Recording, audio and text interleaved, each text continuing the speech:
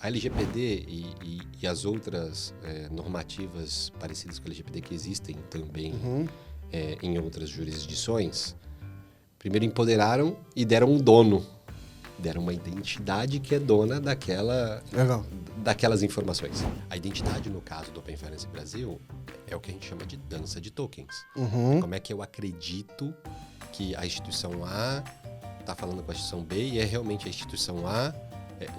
Tem várias camadas que permitem isso, e uma das camadas é a identidade digital dessa comunicação. Movimentos da zona do euro, que está começando a tentar identificar como é que ela trabalha uma questão de Open Wallet. A gente tem um ramo de educação na Itália que está todo interligado, e é privado, interligado, interoperado com os padrões feitos da OpenID Foundation. Caraca! As relações governamentais no Japão utilizam os nossos estándares com as empresas privadas.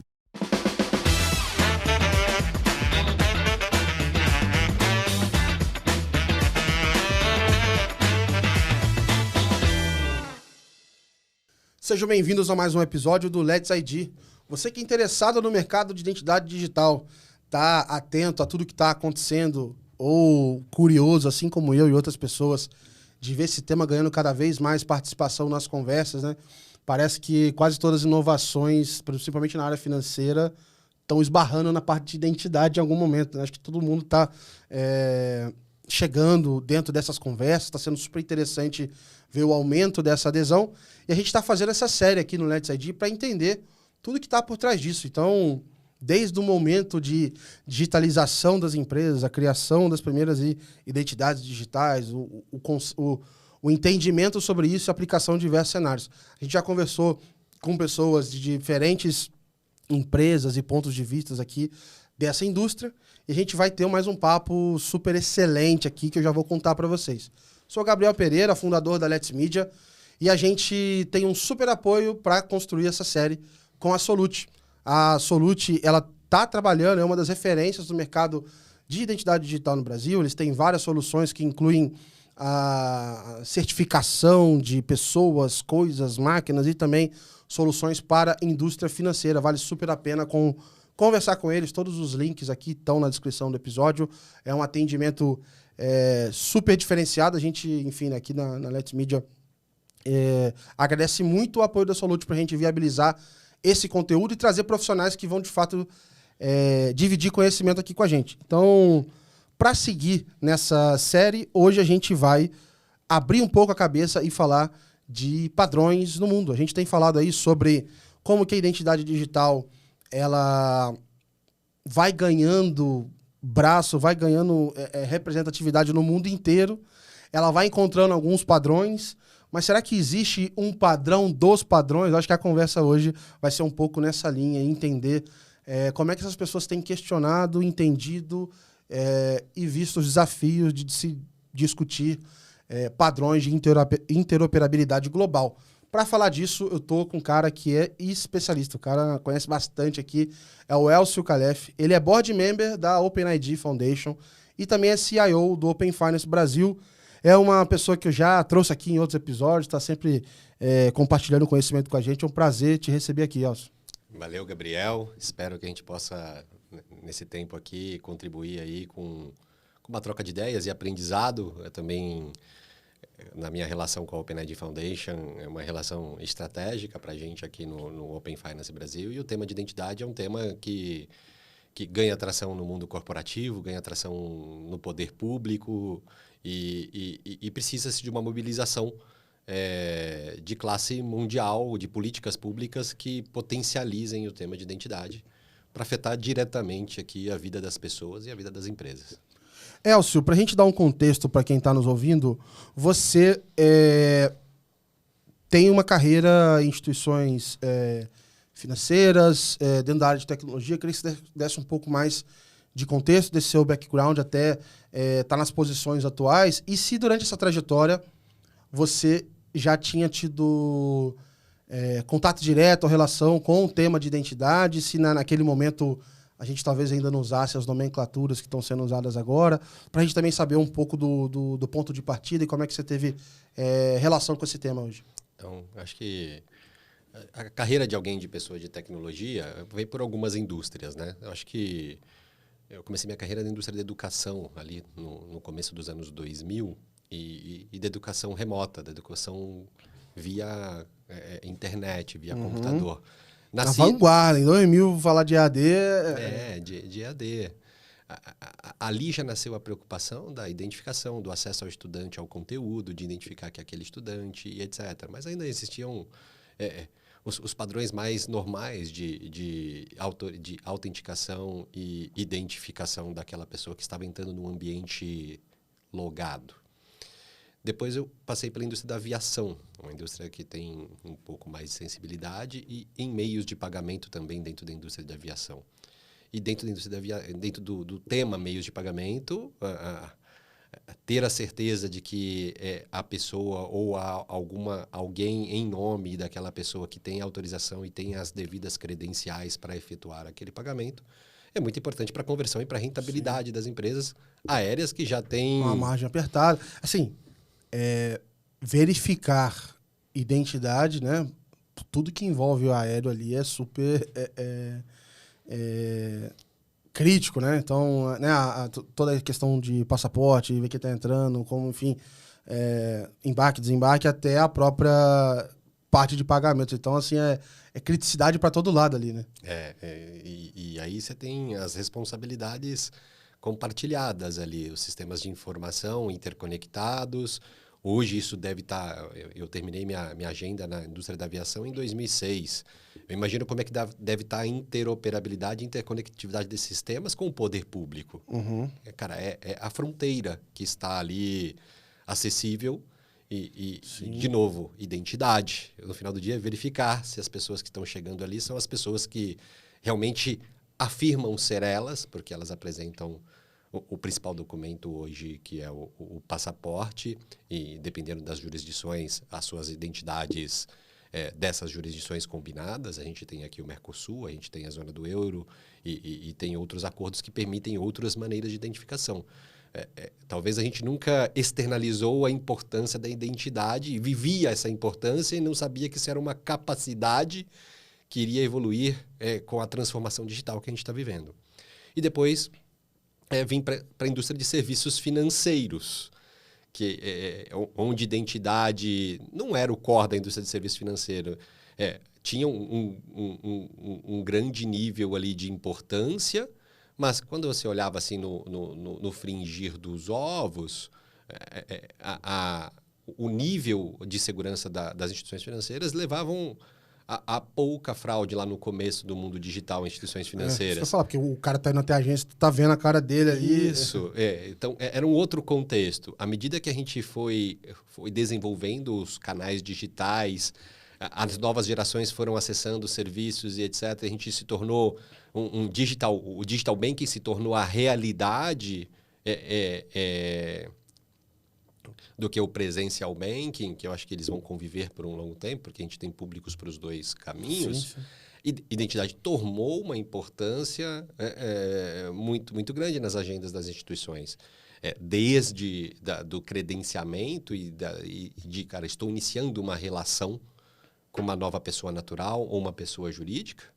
Depois, durante essa relação, para ver se essa pessoa continua com aquelas mesmas, ou até aumentou a sua acuracidade, e durante o mundo transacional. Isso, a checagem, verificação, validação e etc., os fatores que influenciam a veracidade vão evoluindo, e, do outro lado, os fatores que trazem o perigo para o mundo de verificação também estão evoluindo numa ordem de grandeza exponencial, que a gente fala. Então, um pouco das agendas de gato e rato dentro dos sistemas financeiros aqui. Isso me trouxe dentro do sistema financeiro, onde eu cuidei de áreas em tecnologia de áreas de fraude. Legal. E acho que tem uma mudança, acho que há uns 7, 8 anos atrás, realmente quando a gente começou a falar da visão cliente, a visão produto, né? A gente falava muito da visão produto, quais são os produtos de maior margem, etc. E quando a gente traz a visão cliente, cara, não tem como falar de visão cliente sem falar de identidade. Tem outras coisas de visão cliente, das preferências e outras dimensões, mas acho que uma das principais alavancas da visão cliente é a identidade. Então, o sistema financeiro veio evoluindo nesse sentido. E quando a gente fala agora de um mundo open, o mundo open é o cliente vai acessar o canal que ele quiser. É muito importante que esse mundo de identidade, credenciais, autenticação, seja também open, no sentido de estandarização. É importante, dado que o passaporte ele tem um nível de openness que você consegue usá-lo em diferentes jurisdições, em diferentes sistemas de informação, em diferentes contextos. Cara, o mundo digital vai ser um mundo que o canal se descentralizou. Por que o cliente vai ter que começar... O gerenciamento de credenciais vai ficar uma coisa cada vez mais complexa. O gerenciamento de senhas, o gerenciamento... Então, e este mundo, a gente deveria buscar facilidade para o cliente, porque ele não pode perder o tempo dele ali na questão da autenticação, na questão da autorização. Ele tem que perder o tempo dele no negócio, no core business dele. Então, acho que isso me trouxe até aqui. Com a minha chegada aqui ao Open Finance, a nossa conexão com a OpenID Foundation, ela veio do viés de segurança, porque a gente está criando um ecossistema aqui, e um dos princípios desse ecossistema é um ecossistema seguro e interoperável. E além na missão da OpenID Foundation, de assegurar que as pessoas afirmem a sua identidade onde quer que elas estejam, onde quer que elas queiram, ela também tem uma missão de construir ecossistemas seguros. Então, eu queria dar um passo atrás, tá? Enfim, eu vou guardar porque eu quero explorar isso também dessa missão e um pouco de como que ela surge. O contexto que a gente está falando aqui, né, das pessoas se autenticando na instituição financeira, de forma digital, isso saiu do pouco para acontecer muito, e agora o acesso dele naquele banco está permitindo ele acessar outros modelos, né? Então, acho que, vamos dizer assim, de uma das conversas que a gente teve aqui, me parece muito o modelo federado, né? Então, quase que o login com o Google. Se não me engano, no próprio GovBR você tem como logar com instituição financeira. Se a gente pensar em teoria na transferência inteligente, você vai lá e mexe no saldo da outra conta sem ter que entrar lá depois da primeira autenticação. Mas para quem está nos ouvindo e talvez não seja do dia a dia do Open Finance, acho que é legal a gente até pincelar um pouco dessa complexidade de falar assim, olha, estamos juntando as instituições financeiras do país, obrigadas, mais voluntárias, enfim, e aí a gente está conectando todo mundo, está encontrando os padrões, isso é uma iniciativa que está acontecendo fora do mundo, e aí começam a existir referências, cases de sucesso, porque, vamos dizer assim, que é um pouco do que surge quando você vai procurar a OpenID, né? Então, assim, acho que é até legal desenhar um pouco desse cenário, assim, falar assim, olha, qual que é o desafio de sair conectando várias instituições e fazer com que o login de uma seja entendido na outra e aceito, enfim. E aí, né, por que, por exemplo, aparece a OpenID, enfim, apoiando nessa visão também? Então, vamos lá. Eu acho que o modelo, o design do nosso modelo é um design de peer-to-peer. Ele é de ponta a ponta. Ele não tem alguém centralizado garantindo a total identidade. A identidade, no caso do Open Finance Brasil, é o que a gente chama de dança de tokens. Como é que eu acredito que a instituição A está falando com a instituição B e é realmente a instituição A. Tem várias camadas que permitem isso, e uma das camadas é a identidade digital dessa comunicação, que são os tokens, que são as assinaturas de mensagem pelos certificados, a maneira que a instituição que está recebendo uma mensagem e acredita naquela mensagem é uma combinação de tecnologias que são padronizadas. Algumas delas, o primeiro que a gente fala é aperto de mãos entre essas instituições, em inglês no handshake, que é o que a gente coloca, a gente executa em cima de um padrão mundial, que é o que a gente chama de Dynamic Client Management, que é o gerenciamento de clientes entre as instituições financeiras. E no final do dia, o que eles estão fazendo? Uma troca de confiança e das identidades para permitir que aquilo se comunique. E como é que eu ia conectar 800 instituições? Adotando um padrão, que 800 instituições, uma linguagem e identificadores e técnicas que sejam comuns entre elas ou que elas acreditem entre si com outras camadas de proteção. Então, dessa maneira que a gente está montando aqui no Brasil. E aí, por exemplo, a nossa decisão de arquitetura aqui, de como resolvemos seguir neste formato, ela... E aí, óbvio, a gente vai entrando nisso, mas ela é a mesma em outros lugares do mundo? Não é? O primeiro a criar, talvez, Reino Unido ou outro local, de repente não tinha isso, aprenderam depois. Enfim, queria entender, assim, esse padrão, ele surge de onde? Haviam outras opções, talvez? Optamos por esse porque entendemos que fazia mais sentido. Porque eu acho que, de certa forma, eu não sou uma pessoa técnica, mas a gente vê funcionando, né? Na verdade, a gente não sente tudo que está acontecendo por trás, a gente só usa.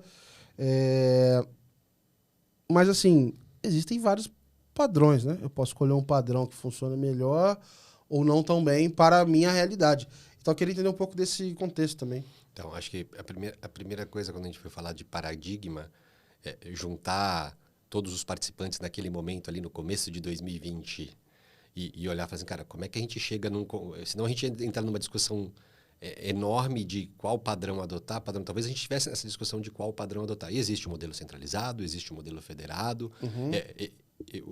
Eu vou chamar isso aqui de modelo híbrido entre federado e distribuído, porque tem um papel que a estrutura central faz aqui de registro desses participantes e carimbo em cima desse padrão, que é o que a gente chama de Trust Framework. Mas o operacional disso daqui vai acontecer de maneira distribuída. Então, que é a parte da gestão lá do diretório. Do diretório, isso. Então, por isso que eu não gosto de falar que ele é um modelo totalmente distribuído e nem um modelo federado. Assim, quem está batendo na minha porta... Eu ajudo ele na capacidade dele de acreditar naquela pessoa. Entendi. E aí, o que me apoia, a cadeia de certificados me apoia. A gente decidiu estrategicamente utilizar uma cadeia de certificados, que hoje já é uma cadeia para o Open Finance no Brasil, mas seguindo todas as diretrizes do ITI, que é o Instituto de Tecnologia do Governo Federal, que segue todos os padrões mundiais. Legal. Então, se a gente por aqui vinha para os padrões mundiais, do outro lado, a gente também queria seguir os padrões mundiais e a gente falou, cara, no tempo que a gente tem a interoperabilidade ali no Reino Unido, com uma escala muito menor do que a nossa escala, e com a OpenID Foundation, que tem um produto que fez 10 anos o ano passado, que é o OpenID Connect, que todas as instituições utilizam aqui dentro das suas estratégias de autenticação e autorização com padrão mundial, nos deu muita segurança e credibilidade. Falei, cara, acho que a gente tem aqui um padrão para a gente seguir, que junto com o padrão, com o diretório, de uma maneira federada, vai nos dar algumas alternativas. E a gente teria uma alternativa de, inclusive, hoje já tem uma alternativa de seguir por um padrão totalmente federado. Mas é uma alternativa que nos acopla um pouco mais a algum vendor. A gente, cara, nós somos open, então a gente precisava ir para um padrão que estava dentro do nosso princípio de ser open. E, de certa forma, para quem, né, ajudar também quem não está no Open Finance, existem várias formas de implementar o Open Finance, né? Cada país faz de um jeito, mas talvez, primeiro tem a questão de orientação, mais, né, puxado pelo regulador, puxado pelo mercado, híbrido, e aí também isso impacta muito em como é que eles vão entender o que se fazer do ponto de vista de como funcionar. Também tem várias outras formas, né? Toda essa arquitetura. E tem países que, de certa forma, quase que... Vou usar uma palavra, talvez seja um pouco pesada, mas assim, quase que implodiram, vamos dizer assim, uma questão de eficiência, criaram, vamos dizer assim, quase que um débito técnico, vamos dizer assim, grande, por adotar algumas soluções, né, a forma de desenhar todo o ecossistema.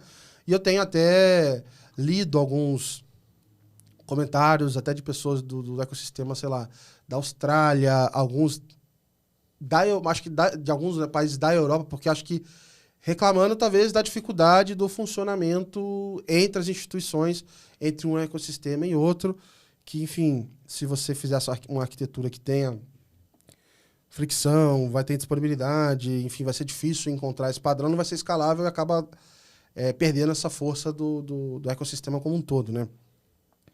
O que eu queria entender, e aí antes da gente entrar mais profundamente sobre o que é a OpenID e entender um pouquinho mais disso, para essas instituições que estavam trabalhando num ecossistema fechado ou num arranjo com parceiras e etc. Esses padrões de conexão ou de identificação era algo da realidade deles? Vamos dizer assim, eles já usavam isso em outros ambientes ou algumas organizações mais ou menos? Ou você vê que eles passaram a ver isso mais na hora de se conectar ali, de participar do Open Finance? Porque eu estou tentando entender que, assim, da forma com que assim, você me falou e como é que eu até vou consumindo alguns conteúdos, me parece que era algo, de certa forma, de domínio dos times de tecnologia. Então, eu estava tentando entender um pouco disso. Assim, olha, era algo mais novo ou não, sabe? Eu acho que a maturidade eu acho que assim, depende dos modelos de negócio, não dá para generalizar assim. Claro. O sistema, acho que viveu 80 anos em arranjos fechados. O seu próprio canal, o seu próprio produto, o seu próprio cliente e etc. A gente via nos últimos 10 anos movimentos de parcerias. Então, acho que a palavra-chave parceria aqui talvez tinham empresas que estavam mais propensas a parcerias e começaram a se desenvolver a sua maturidade técnica de interoperabilidade. Ter essa demanda, né? Ter essa demanda, tiveram mais facilidade e com padrões diferentes, porque o cara poderia fechar um canal, uma VPN, poderia ser uma outra arquitetura para garantir que o que eu fiz de parceria com você não serve para eu fazer a mesma parceria ali. Eu acabava adotando padrões de parcerias diferentes. Então, acho que a maturidade... Mais bilateral do que... Pô, eu não tô criando... Assim, a chance de alguém ter que ter criado uma rede de vários, onde conecta um com... Aí você começa a chegar... Você vai, puta, eu lancei meu portal do desenvolvedor. Quando você fala assim, eu lancei meu portal do desenvolvedor para meus parceiros, você já deu um passo acima na maturidade. E muita gente não tinha no começo. Não tinha no começo. Então, o portal do desenvolvedor, para falar com o desenvolvedor daquele meu parceiro, fala assim, cara, eu estou falando com todos os desenvolvedores de todos os meus parceiros. Você viu que o cara já deu um passo a mais na maturidade dele de interconectividade, assim. Então, acho que depende muito da organização, quanto ela foi avançando nessa agenda. E quando chegamos aqui dentro do Open Finance... a gente fala, não podemos inventar uma jabuticaba brasileira, senão a gente ia ter um ecossistema com uma jabuticaba bilateral. E se ele é aberto, ele já trouxe e traz grandes dificuldades, mesmo existindo uma peça importante, que são os integradores de tecnologia, que abstraem muitas dessas dificuldades, e até eles têm. Imagina as empresas que ainda não estavam nessa agenda de interconectividade externa. E aí vai depender da sua seu reskilling, da sua capacitação do seu time profissional, de achar um bom parceiro e de evoluir. Então, não dá para generalizar. Eu acho que depende muito dessa característica de openings e parcerias que as instituições estavam vindo. E isso poderia ajudar mais ou não ajudar tanto. Sim. O que eu acho legal eu vou usar essa palavra aqui, talvez não seja essa. Mas é o ponto de vista de ambição também. Porque, no meu ponto de vista, quando você faz uma arquitetura que você já está... pensando que ela pode se conectar com qualquer coisa, você está falando assim, a minha ambição pode ser... O céu é o limite. Então, acho que quando o Pix nasce, seguindo lá os padrões, eu não sei qual que é o ISO, não vou lembrar de cabeça, mas existe a possibilidade dele ser internacional e usado por outros países. Etc. Será que vai? Óbvio, tá nas discussões e tudo mais, mas já nasceu nesse formato, né? Então, acho que quando as últimas, né, as primeiras gerações, talvez, de soluções digitais, a gente nem sonhava, talvez, com isso, né? Obviamente, um ou outro. O conceito de fazer a parte de código, né? Fazer código aberto, etc. Assim, já tem isso acontecendo, muita gente olhando para isso há muito tempo. Mas o que eu quero dizer é que mais gente está passando a prever isso na hora de desenhar seus projetos e outras soluções, né? Dado que esse mundo fica global. E aí, a gente está falando, já deu um spoiler de que um produto específico da OpenID somente já tem 10 anos, né? Se eu entendi corretamente, a OpenID Foundation, ela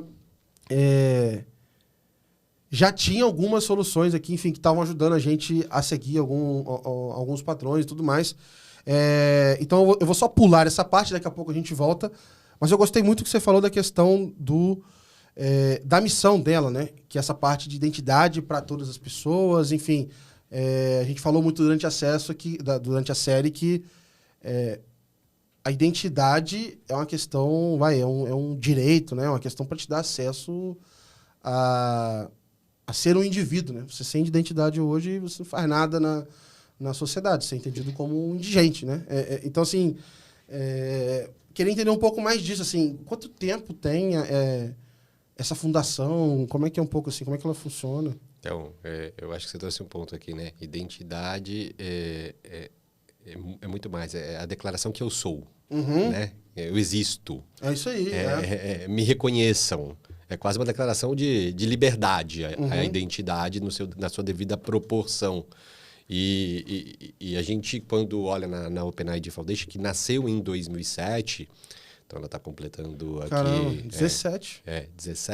17 anos. Fala assim...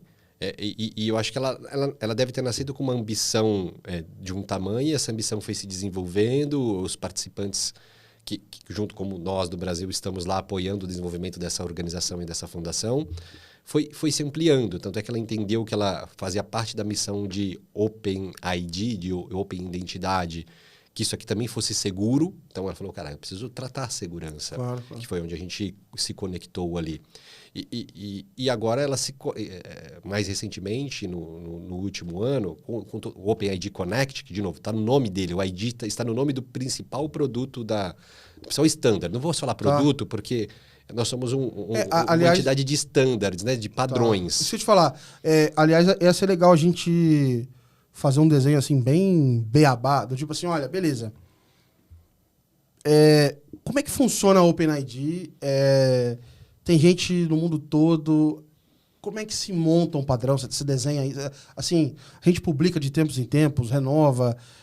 Porque eu acho que, sim, é uma mistura de discussão, construção, vai renovar, vai acompanhar o que está acontecendo, estudo, políticas públicas, envolve segurança, enfim. Queria ter um pouco desse desenho, que hoje, assim, não sei dizer, sei lá, quantas pessoas que tem, estão envolvidas, como igual no seu caso, beleza, você entrou pelo Open Finance, da onde surgem as pessoas que vão parar lá dentro dessa fundação? É interessante. Acho que primeiro a fundação são voluntários. Então, a fundação tem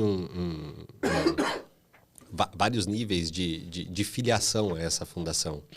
Desde sustaining members, como nós somos aqui no Brasil, a membros corporativos, a membros da sociedade, representantes da indústria, de standards, e até de outras entidades de standards, como IETF, Web3 e etc., que participam. Então, eles são voluntários. A gente, estrategicamente, decide quais são os standards que a gente deveria estar avançando e desenvolvendo. Se forma grupo desses voluntários que tem representatividade de todas as camadas, da camada civil, da camada pública, da camada privada, e começa a se organizar esses grupos de trabalho.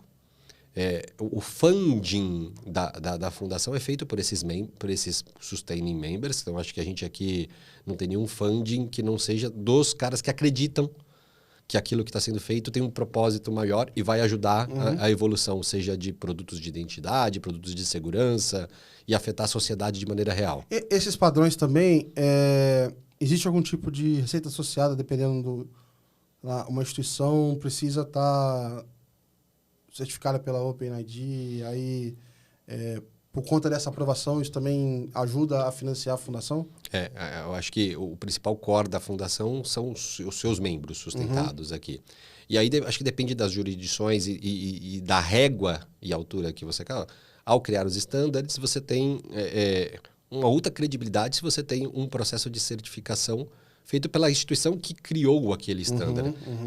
Traz um compromisso de que aquela implementação e de uma maneira geral está segura. Sim. É quase um jogo de ganha-ganha. E quem criou os standards foram as indústrias de produto, junto com a OpenID Foundation. Então, me ajuda a construir cada vez mais um ecossistema, porque eu vou colocar um produto de identidade no meio do caminho de uma integração de uma empresa A com uma empresa B. Cara, ele está seguindo um standard global. Aquela empresa troca aquele produto de identidade e coloca um outro produto de identidade. Provavelmente eles seguiram o standard global, então até para a empresa isso facilita de alguma maneira, porque eu consegui standardizar as bordas e isolar o produto em si. Então acho que isso é importante.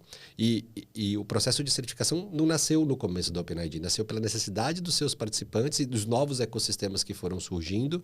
Assim, cara, vai haver um grande movimento de novas implementações em diversas jurisdições. O Brasil é uma delas, aconteceu em UK, acontece na Arábia. Tem um capítulo da OpenID Foundation muito forte no Japão. Então, o governo japonês é muito ativo dentro da OpenID Foundation. Agora a gente está se aproximando cada vez mais do Open Finance americano, que hoje é um Open Finance privado pela FDX, e do Open Finance canadense, que aí sim é um Open Finance que está nascendo com o olhar da parte regulatória. Então, a gente vai vendo a OpenID Foundation, assim, cara, ela nasceu com a identidade, foi para a segurança e entrou para o ecossistema. E como é que, para não banalizar e nem canibalizar e nem perder credibilidade dos seus produtos, a própria fundação, cara, acho que tem um ponto que a gente chama de certificação, ou seja, a certificação é uma acreditação que os padrões e os produtos estão sendo bem utilizados e bem desenvolvidos. E também é uma fonte que acho que que ajuda a manutenção da fundação. Cara, muito bom. É curioso porque, de certa forma, eu olho que assim, é quase como um movimento. Porque as pessoas que estão ali acreditam bastante nesse futuro interoperável e etc. Óbvio que hoje, por conta até das iniciativas diferentes aí, e acho que até por isso a parte de ecossistemas acaba surgindo ali, iniciativas governamentais ou, enfim, de vários países acabaram puxando talvez mais demanda do que antes, né? Então, estou pensando assim, o pessoal lá em 2007, 2010, era uma galera que estava olhando lá na frente, acreditando nesse, nesse futuro, que esse negócio vai chegar, que tem que fazer de tal formato, já se preocupar com isso desde o começo. E aí esse negócio vai ganhando tração, vai ganhando tração, vai ganhando tração. Agora a gente está vendo iniciativas no mundo todo que acabam demandando isso. E só pelo Open Finance já tem vários. Existem outras movimentações, sejam elas governamentais ou não, que também têm demandado. Então, sei lá, de repente os padrões que vocês estão fazendo estão sendo consumidos pelos países que vão lá fazer, sei lá, quando a Índia vai fazer identidade digital, já está olhando por alguma coisa de padrão. Além do Open Finance, tem outras movimentações assim que tem puxado? Sim, acho que tem aplicações tanto públicas quanto privadas. Assim. A gente vê movimentos da zona do euro que está começando a tentar identificar como é que ela trabalha uma questão de Open Wallet. A gente tem um ramo de educação na Itália que está todo interligado e é privado, interligado, interoperado com os padrões feitos da OpenID Foundation. Caraca! As relações governamentais no Japão utilizam os nossos estándares com as empresas privadas para fazerem as suas trocas de informações, de identificação das empresas privadas. Então, você vê porque o padrão é interoperável, ele pode ser aplicado em ecossistemas fechados e ecossistemas abertos. Sim. Então, não muda muito a coisa. O dia que eles quiserem se conectar fora ou não... O padrão que a gente está colocando mais energia aqui agora, que ainda está em versões drafts, acabou de ser publicado mais uma versão draft, aí um pouquinho da versão do padrão, né? Você começa a construir o padrão, publica um padrão, dá tempo para que a sociedade olhe para aquele padrão, faça as suas sugestões, suas correções, etc. Publica um novo padrão, tem toda uma régua de publicação de padrões, até esse padrão se tornar um padrão oficial. Ele não se torna um padrão oficial em 60 dias. Ele se torna um padrão oficial em 2, 3, 4, 5 anos. Depende do nível de contribuição da sociedade e do nível de consenso dos participantes. Porque, no final do dia, a palavra consenso é importante. E este padrão, que a gente está chamando de Shared Signals, é um padrão que vai permitir, dentro dessa canal de interoperabilidade que a gente construiu, entre esses elos, esses participantes, seja em ecossistemas fechados, ecossistemas abertos, relações privadas, bilaterais, etc., transferências de sinais de uma ponta a outra. E sinais diversos, como geolocalização, os sinais que são importantes a serem transmitidos naquele contexto. Então, eu estou criando um tunelamento, um padrão para transferência de sinais, seja quais sejam os sinais daquele contexto. É mais um standard que está saindo aqui agora, que se junta ao OpenID Connect, que se junta ao FAP, que já estão em versões finais. E a gente tem standards saindo para a área da saúde, que a gente chama lá de moderna. E ainda estão em draft. Acho que é importante a gente consultar o site da idf.org, que é o site da OpenID Foundation, que a gente consegue entender bem a régua das implementações. E ver, cara, que tem os grupos que se reúnem semanalmente, voltam para casa com muitas lições de casa, trazem as suas impressões das suas companhias, da sociedade civil, da política, porque no final do dia a gente vai precisar chegar num consenso, porque a hora que a gente chega nesse consenso, começa o trabalho, que é deployar esses padrões nos produtos e... para eles se tornar... realidade, útil. E vamos dizer assim, vocês são... De novo, né? Na minha visão, né? Pô, tô batizando aqui o negócio. Mas vocês são, assim, plantadores de semente. Vocês vão passando padrão. Um belo dia nós vamos acordar e o mundo inteiro vai estar seguindo padrões interoperáveis e vai dar pra gente fazer um monte de coisa que talvez a gente já tá vendo um pouco isso na prática, mas vai ficar em proporções aí, talvez que a gente nem consiga estimar aqui agora. Mas, cara, tem um monte de pergunta aqui, curiosidade sobre como é que funciona. A primeira ainda é sobre a formação, né? Você falou já de algumas pessoas, né? De papéis que participam. Até em off aqui eu tava brincando um pouco assim. Como é que, né, a gente, vamos dizer assim, em algum momento na vida a gente decidiu que, né, seguiria o calendário que a gente segue hoje, seguiria, assim, todo mundo entrou em consenso que agora são, né, tal horário aqui, a gente está seguindo ele. Tem muito tempo que foi formado, né, essa iniciativa, né, igual você falou, vai dar 18 anos.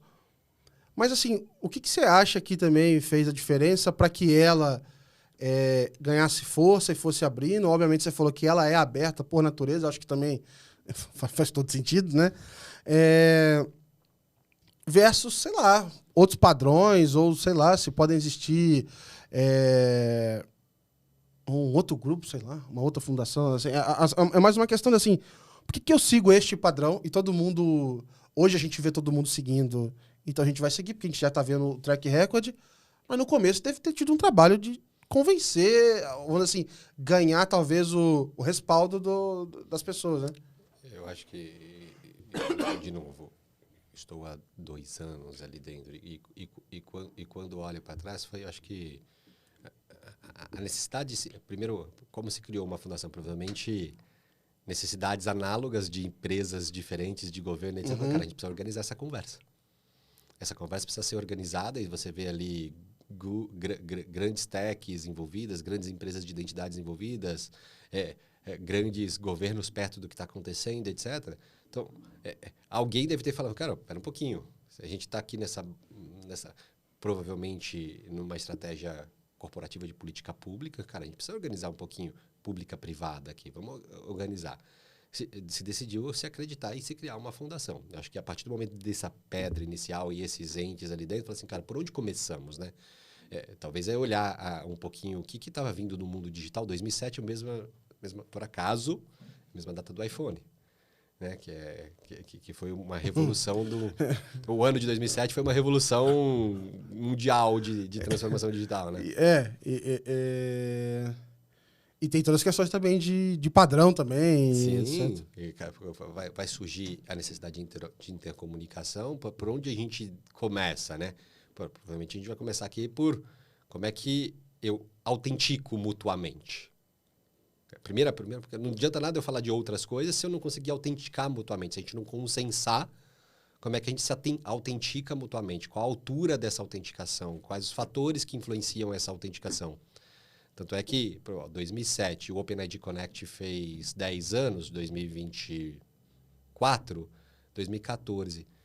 o maior produto do início, vamos fazer do início da fundação, 2007, para o produto que nasceu, que é um dos... Posso falar que é o produto mais usado mundialmente para autenticação? 2014.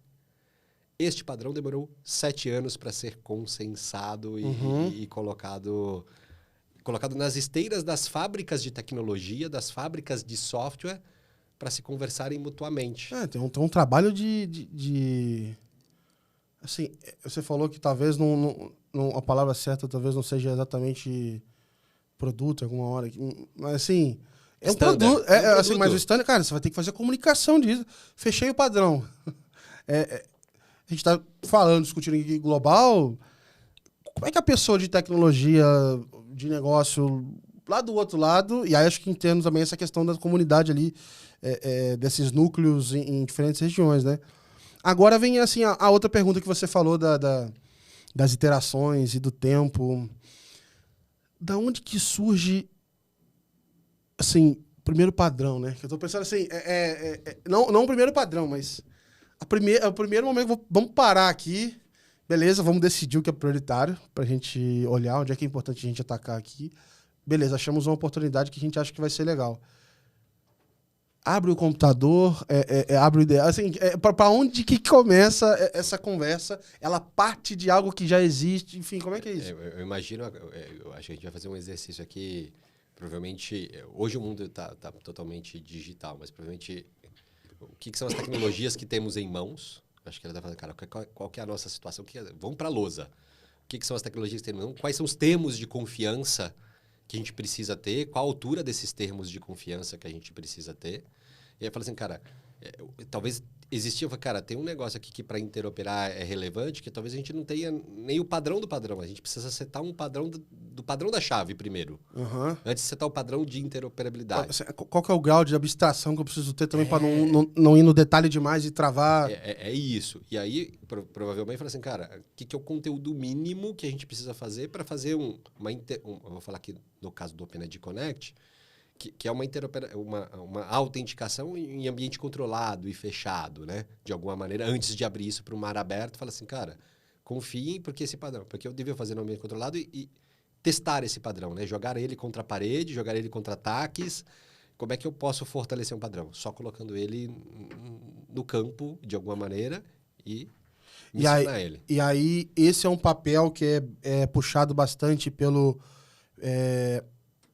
membros mantenedores, não sei qual a palavra. Os membros que sustentam a OpenID, sim. Então, geralmente, eles são as cobaias ali, vamos botar para rodar. São as cobaias, colocam para os seus times técnicos internos. Seus times técnicos, cara, isso aqui é implementável, isso aqui não é implementável, isso aqui tem essa fragilidade. Chacoalha isso aí, chacoalha, vamos estressar. E aí voltam as contribuições. Então, e aí tem uma organização ali todos esses padrões que são formados pelos grupos técnicos que vão os gerenciando versões, produtos, etc., também tem que ter uma questão de gestão. Até onde a gente vai ficar aqui discutindo e onde a gente vai para a prática. Porque no final do dia, isso aqui vai ser útil se estiver na prática sendo utilizado. Com tomar risco, a gente vai tomar. Sim. Que o grau de risco controlado e se acontecer, o que eu vou fazer. Eu acho que qualquer conversa de produto é dessa, qualquer conversa de padrão é dessa aqui. Mas acho que aqui tem... Como eu estou escalando globalmente este padrão para diferentes contextos que eu não consigo controlar, por isso que é open, quem adota... Tipo, a gente, quando pegou o padrão de interoperabilidade das mensagens de APIs aqui do Open Finance, que é o FAP, que é um padrão da OpenID, standard da OpenID, a gente criou o FAP-BR, que foi uma especialização para trazer algumas coisas de contexto do nosso contexto financeiro do Brasil, com a acreditação da OpenID. Então, a gente não poderia se descolar da OpenID. Falei assim, deixa eu explicar para vocês um pouquinho de Brasil. A gente pode especializar o padrão nesse sentido, nesse sentido, nesse sentido? Vamos fazer e vamos fazer juntos. Então, o FAP-BR ele é reconhecido pela OpenID. E o que a gente especializou no Brasil volta como submission no grupo principal do FAP, para ver se a gente consegue... Se o mundo também interessa... Se tem esse contexto, se o problema não é só vai nosso. Fazer sentido, legal. Vai fazer sentido. E é legal que você monta de um jeito também que... posso estar errado, né? Mas se em algum momento este padrão precisar conversar com o resto do mundo, a parte que é específica nossa, em teoria, não limitaria esse contato, talvez, com outros ambientes, né? Não limitaria. Nada do que a gente escolheu aqui até agora, ou muito pouco, é um limitante para ser open. Uhum. Os nossos códigos dos principais produtos já estão no GitHub e são open. Acho que as limitações são muito mais regras de negócio. Jurisdicionais, regulatórias. Isso aí, isso que eu ia falar. Que vão entrar em searas de políticas, de bancos centrais, de outras coisas, Exato. do que tecnológicas. Vamos dizer assim, até onde vai assim, a autonomia do Bacen, vai ter coisa que não entra no mundo financeiro. E eu até estava falando um pouco disso, o desafio para ser Open Data mesmo, eu acho que hoje ele reside muito mais na parte pelo menos a minha visão, né? De chapéu ali, né? De mandar assim, até onde vai a influência ali. A jurisdição. Exatamente. Porque se tivesse tudo na mão do Banco Central, o negócio ia torar, velho. A galera de outras indústrias aí agradece que vocês estão... Dá para respirar um pouco ainda aí, para se deixar nosso roadmap, enfim, super acelerado. E aí, beleza, a gente tá entendendo um pouco de como vai acontecendo essa formação.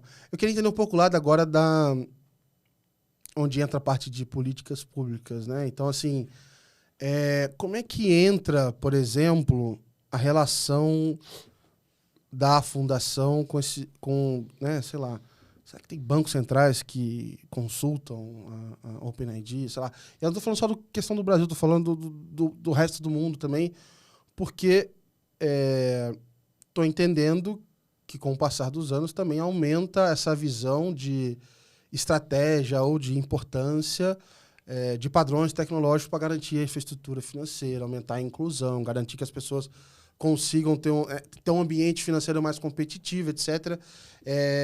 Isso chega até vocês, porque no final do dia, vamos dizer assim, do ponto de vista de produto, é como se fossem os principais parceiros, né? Porque ele define, dependendo do lugar, se ele definir, você vai ter uma distribuição grande ali para todo mundo começar a usar esse padrão, né? Se você pegar a distribuição geográfica dos Sustaining Members da OpenID, a gente está em todos os continentes. Legal. Então, a primeira coisa, a gente está na Ásia, a gente está na Austrália, na Oceania, a gente está na América do Norte, na América do Sul, a gente está na Europa e a gente está na África. Isso é importante, porque se a gente quer ser classe mundial, a gente precisa dessa representatividade de classe mundial. E nada melhor do que estar lá com quem acredita, quem sustenta e quem usa para começar a deflagrar um pouquinho esses usos e esses padrões. Acho que esse é um pouco do sucesso da comunicação e do OpenID Connect de uma maneira muito, muito orgânica. A coisa foi crescendo de maneira orgânica e hoje a gente vê essa demografia dos membros que sustentam. E à medida que isso vai crescendo, a credibilidade e o reconhecimento vai surgindo. Então, identidade é política pública. Então, ponto. Identidade, além de privada, ela é política pública. Então, você vê movimentos regionais, então, citando um exemplo, o Departamento de Trânsito da Califórnia consome padrões nossos ali de identidade. A gente vê movimentos privados, então, você vê o governo do Japão, que eu citei anteriormente, consome padrões de relação nessa relação bilateral. Você vê movimentos acadêmicos, então a rede de academia e universidades de pesquisa na Itália consomem padrões. Então você vê organicamente as coisas aconteceram. E aí, mais recentemente, de novo, é uma comunidade se juntando a uma outra comunidade. A gente está apoiando o Seed Hub, que é uma comunidade voltada para a interoperabilidade de identidade digital, que começou a operar há uns 2 anos. Então, eu falei assim, cara, como é que a gente junta a comunidade com comunidade, a gente ganha força dentro do tema e começa a colocar. A gente fez um primeiro evento fechado para criadores de políticas públicas na França, no final de 2023. A gente combinou com esses, e teve representantes do Brasil, representantes de todas de muitas geografias. Tem apoio do Banco Mundial, tem apoio da Comissão Europeia, inclusive com algum funding, porque é de interesse dessa interoperabilidade. E a gente combinou que a gente deveria continuar. Primeiro, os participantes do poder público precisavam quero continuar essa conversa. Precisa ter o commitment deles. Acho que é importante a gente conversar isso de classe mundial. Independente das ações que estão acontecendo, tipo no Brasil, com o GovBR, agora com a nova identidade, como, por exemplo, isso deve estar acontecendo de diversas, mas se a gente depois pegar essas diversas coisas e falar assim, cara, isso aqui, como é que a gente interopera? E a gente elencou um caso de uso. Quanto antes olhar, melhor, né? A gente elencou um caso de uso que está acontecendo nas diversas geografias, que é a migração.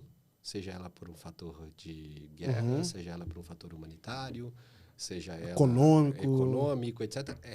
É um problema que transcende uma ou outra geografia. É um problema de classe mundial. Então, cara, como é que a gente ajuda aquelas pessoas que estão neste ponto de ter que migrar do seu lugar A para o teu lugar B, por qualquer que seja o motivo, terem a sua capacidade de ter sua identidade identificável, né? E ter o mesmo nível de civilidade que ele tinha na origem e ter no destino. Porque às vezes parece um pouco isso, né? Quando você vai para um outro lugar, é como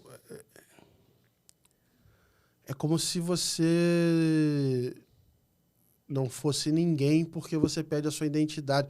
Porque no final do dia também, óbvio, além do documento, né? Mas o que é identidade? São um conjunto de ações, de fatores, de experiências também que formam um pouco quem eu sou. E aí quando você vai para fora, as pessoas perdem todo o contexto. Vamos dizer assim... o lugar de onde você vem não faz diferença nenhuma, a pessoa não sabe o que é, o que você fez. Vamos dizer assim, todo o seu histórico talvez não diz muita coisa, a identidade em si, o número também não vale nada, então você tem que recomeçar pra caramba, essa é uma dificuldade enorme.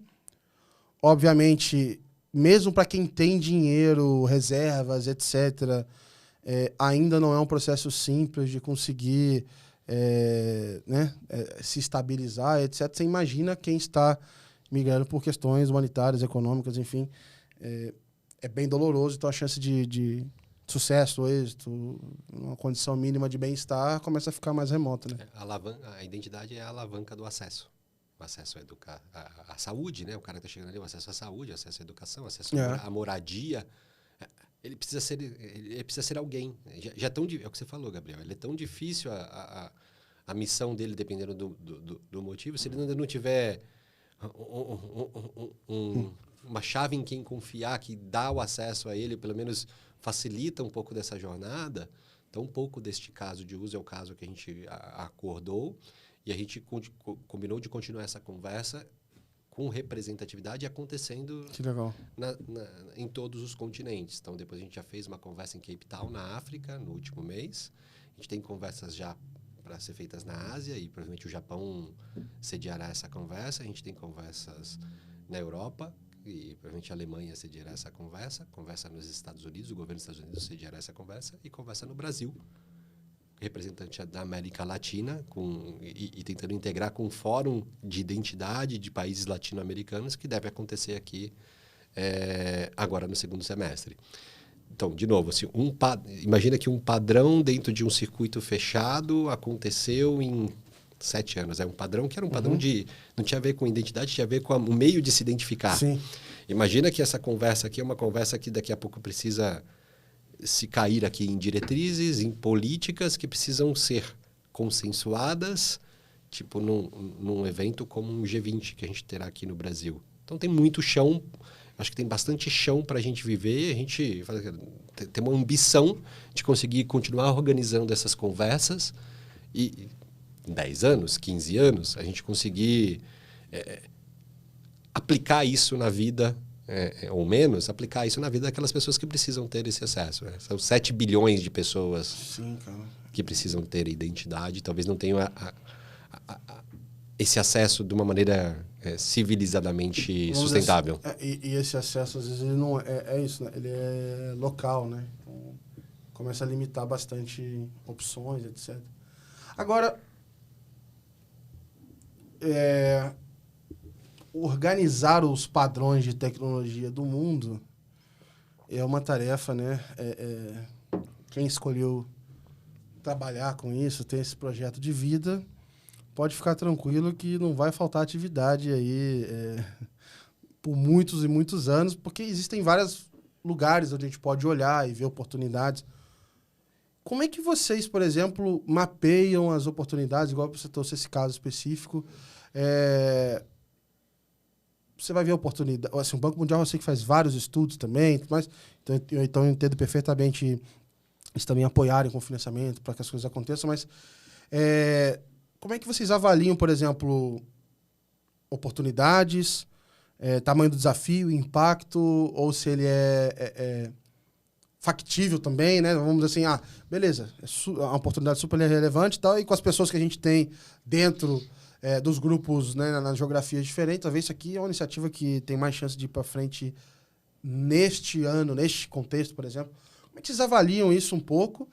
E você falou na parte de saúde, assim, tem outros, a gente está falando de quantos padrões, assim, que a gente talvez já está em conversa, né? Você falou que tem esse tempo de maturação, né? Versus, enfim, queria entender um pouquinho desse processo de olhar para o mundo, ver a oportunidade e traduzir isso em ações. Eu acho que se assemelha muito também aqui a iniciativa privada, o planejamento estratégico. Então, a gente, como os membros que estão localizados aqui dentro do mundo e usando pesquisas de mercado, usando influências de política, assim, cara, acho que o mercado de saúde tem um mercado que está começando a ganhar tração. Você vê, hoje já consegue, por exemplo, aqui no Brasil, concentrar em um aplicativo só seus exames de diferentes redes. Uhum. Isso já é possível. Tem alguma interoperabilidade nesse sentido. Então, nesse planejamento estratégico, com essas fontes de informações governamentais, com as fontes privadas, porque a gente tem as empresas de classe mundial perante no conselho, a gente consegue ali priorizar onde a gente vai ser mais efetivo, né? E ao ser mais efetivo, hoje a gente deve ter em torno, para não acertar aqui o número certinho, deve ter em torno de 10 grupos técnicos trabalhando em padrões. A gente tem 3 padrões em versão final, ou seja, são produtivos, e o restante dos padrões estão em draft. Então, e são para diferentes indústrias. A indústria da saúde era uma indústria, tem indústria de telecomunicações, e tudo no sentido do propósito, segurança e identificação e identidade. Mas ele começa geralmente por nichos específicos, e ele vai com a capacidade de abstração se expandindo. Sim. Porque é muito difícil você começar abstrato e depois se especializando.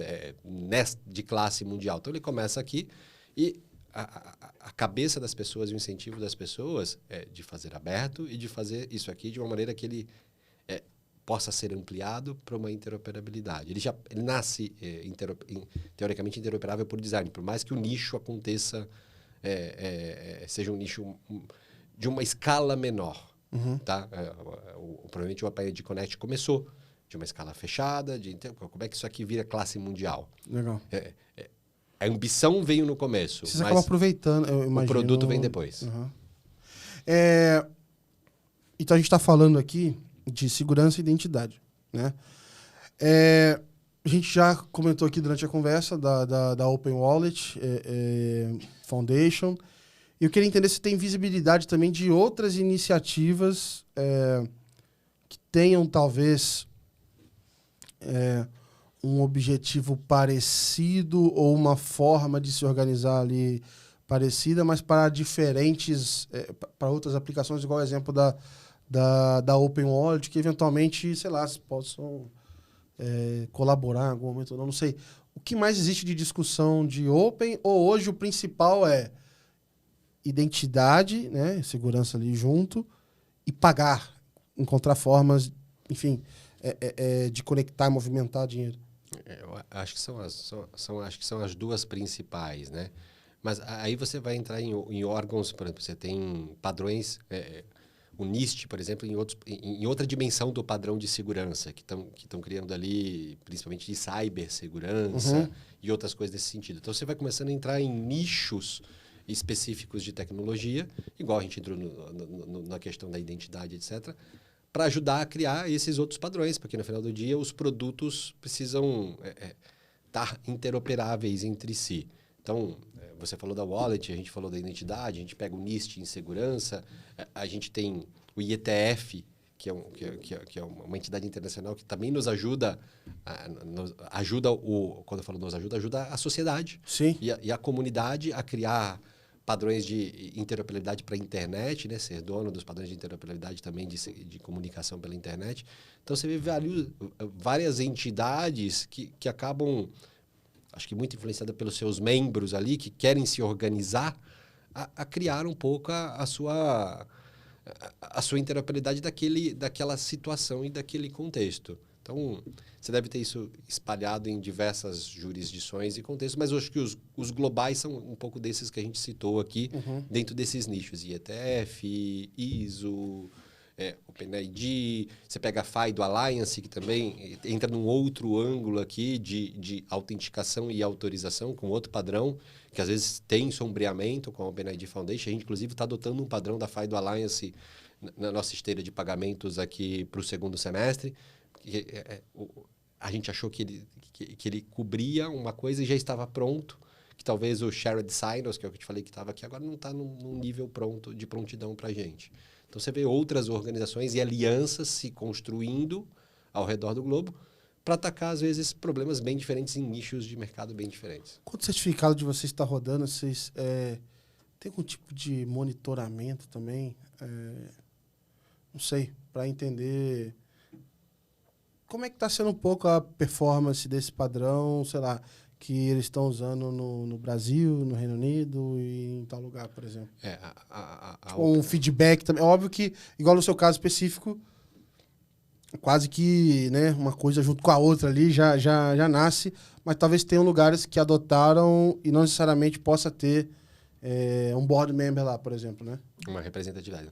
Não, a gente não tem nada ativo, não existe nenhum movimento ativo da OpenID Foundation em entender, porque acho que é open e pode acontecer forks, inclusive, nesses padrões, e ele... eu digo assim, não para controlar, mas eu digo para ver o desempenho do que está acontecendo. Não existe nada ativo, e ecossistemas, geralmente, a demanda vem de fora para dentro para o OpenID. Fala assim, me ajuda aqui a entender, como o caso de outras jurisdições, me ajuda aqui a entender se eu estou funcionando bem dentro dos padrões. Igual vocês, não? Olha, eu preciso fazer o FAP-BR aqui, porque esse pedaço aqui... Preciso ficar marcado a esse padrão, porque daqui a pouquinho a gente quer fazer um Open Finance Cross-Border. E, de novo, aquele mesmo caso de uso da identidade é um caso de uso que pode ser similar ao Open Finance Cross-Border. É quase isso. Não me isola que não. Muda, avisa tudo. É a visão estratégica que o Conselho do Open Finance Brasil teve, o Banco Central do Brasil teve, de falar assim, cara, a gente está construindo alguma coisa que afeta o Brasil, mas a gente quer fazer um padrão mundial. Que está perto da classe mundial. O legado que a gente vai deixar é um legado que vai transformar décadas aqui dentro do sistema financeiro. E a gente vê cada vez mais o mundo de contas internacionais acontecendo. O Open Finance Cross-Border, para mim, daqui a pouco é uma questão de tempo, né? Então, eu quero, inclusive, aproveitar isso, porque eu acho que é legal que durante a série a gente está falando da identidade aplicada em vários conceitos, né, em vários contextos. E aqui a gente está dizendo, independente de arranjo, de como se constroem os meios de chegar nessa interoperabilidade global para se ter identidade que seja, né, aplicável em outros lugares. Naturalmente vai puxar, no nosso caso específico do Open Finance, também a parte de dados também. Para alguém que está de dentro, vendo esse movimento acontecer, como é que você imagina que vai ser o futuro? Acho que tanto do ponto de vista, talvez, grandes movimentos que possam acontecer, que podem acelerar essa mudança, né? Então, assim, olha, sei lá, no dia que acontecer isso aqui, acho que já vai ser um outro cenário, já dá para sentir um pouco dessa visão de longo prazo. E o que você imagina que vai acontecer quando a gente atingir essa questão de identidade global, vamos dizer assim, né? A gente já falou um pouco aqui de um caso, mas um pouco de como é que você vê esses desdobramentos. Eu acho que algumas alavancas tiram, eu vou falar assim, as barreiras fronteiriças, né? Conectar a LGPD e as outras normativas parecidas com a LGPD que existem também em outras jurisdições, primeiro empoderaram e deram um dono, deram uma identidade que é dona daquelas informações. Então, você conectou a identidade. Então, o CPF não é um PJ. Ajudou, não vou nem falar se é um CPF. É um identificador. Talvez aqui tenha um ponto desse identificador. Imagina que eu tenho um identificador universal. Então, acho que tem um pouco... Como é que a gente vai fazer essa chave? Porque senão eu tenho no linguajar mais sul. Imagina o Depara de classe mundial. A gente vai ter que fazer... Olha, aqui usa o security number. Porque a gente já conversou um pouco dizendo, o pessoal falando, na Europa não é o CPF, é um número, e o pessoal gosta de falar muito esse número. Enfim. Então, acho que aqui tem uma alavanca de futuro que precisa ser trabalhada. Acho que esse é um ponto. O outro ponto que também ajudou, que vai ajudar a quebrar as barreiras, a tokenização. Porque, de alguma maneira, o token é transfronteiriço. E ele pode transferir entre, vou falar, talvez carteiras, talvez outra coisa que vai acontecer. As carteiras é um outro atacante, é outra alavanca importante para a gente começar ser interoperável globalmente. Legal. E do outro lado do dia, o dinheiro. Como é que o dinheiro hoje ele é global? Ele tem alguém no meio fazendo as conversões globais e ele é um fator de estabilidade social, econômica e financeira de país, que ninguém vai querer... quando a gente falou, cara, a zona do euro, quando decidiu fazer um euro para toda a organização, imagina para chegar nesse consenso da zona do euro. Sim. Então, acho que existem essas alavancas que deverão ser discutidas e trabalhadas. A gente vai botar uma minhoca na cabeça de todo mundo aí de políticas públicas aí para... E elas conectadas quebram as barreiras fronteiriças. E eu acho que tem coisas que o mercado vai fazer acontecer, mas acho que o papel regulatório e de cooperação e interlocução global a gente falou um pouquinho no começo aqui, tem um evento que o Brasil está puxando este evento que acontecerá aqui em agosto com membros de reguladores de diversas jurisdições. Esse tipo de movimento, para mim, é um movimento essencial para a gente avançar nessa agenda. Mas a gente vê o privado já estando também presente em diversas jurisdições. A gente vê membros do nosso próprio sistema. Antes a gente estava muito acostumado a bancos de fora vir para o Brasil. Agora a gente está vendo alguns movimentos de atendendo empresas brasileiras no exterior. A gente já atendia, atendendo diversos segmentos no exterior, mas a gente está vendo cada vez mais que os nossos bancos também estão se internacionalizando, seja na América Latina, seja em outras jurisdições, etc. Precisamos ver como é que esse Open ajuda nesse sentido. Por exemplo, eu gosto...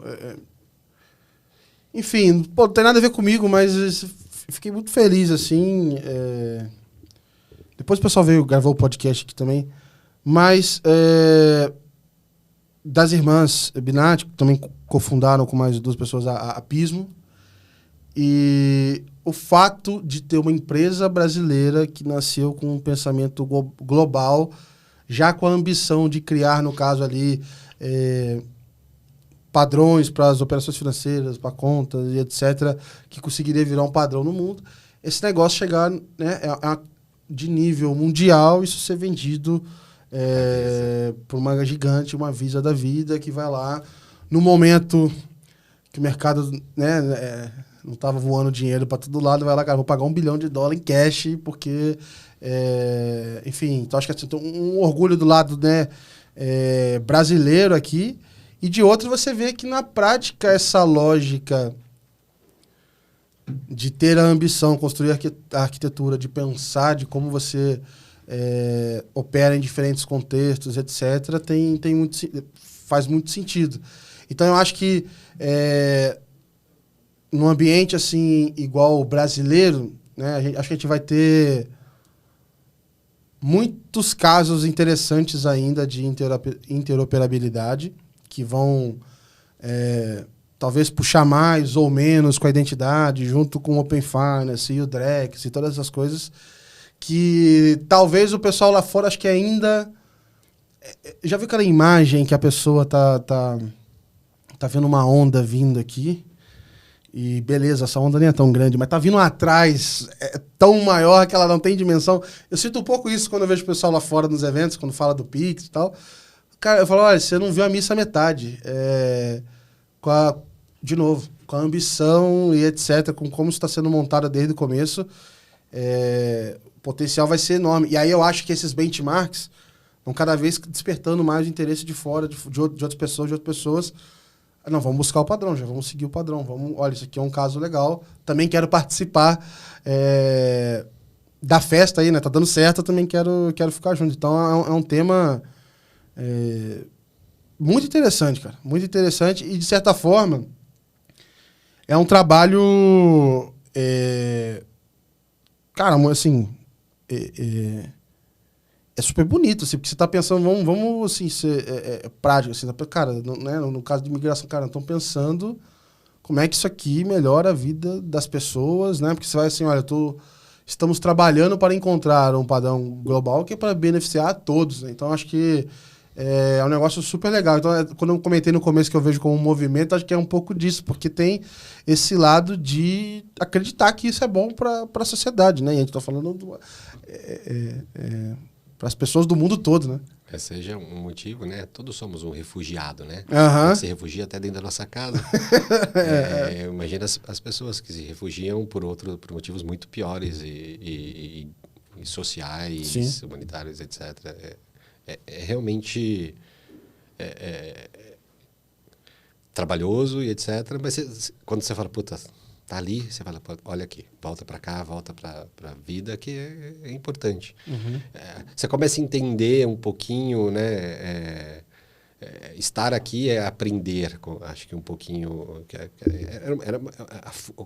O conceito de fundação é um conceito muito constante, eu vou falar, nos Estados Unidos, cara. O conceito de fundação da doação, do propósito, é muito... O Brasil ainda é uma coisa que poucos conhecem o conceito da fundação, né? De escolher aquele propósito, trabalhar pelo aquele propósito. Você talvez tenha um pouco de mistura daqui, que é uma ONG, com o conceito de fundação, mas é muito interessante e entender as outras cabeças que estão dentro desse contexto. Não, imagino também deve ser... uma reunião só de crânio, né? Então deve ser super enriquecedor também o aprendizado de olhar para isso tudo. Porque eu acho que independente do uso, vamos dizer assim, enquanto o mundo ainda não usa este padrão, você já tem benefícios usando isso no teu arranjo fechado, que seja... você já está se preparando para, como a gente falou no começo do Open Finance, ter mais parceiros e conectar, gerar uma experiência mais interessante aqui e ali, diminuir a fricção do cliente, enfim, conectar com outras coisas. Então, acho que você já tem também um benefício individual, independente do tempo que leva para maturar e ver os resultados desse padrão sendo aplicado, né? E no final do dia, a otimização e a canalização do correto recurso financeiro para o correto...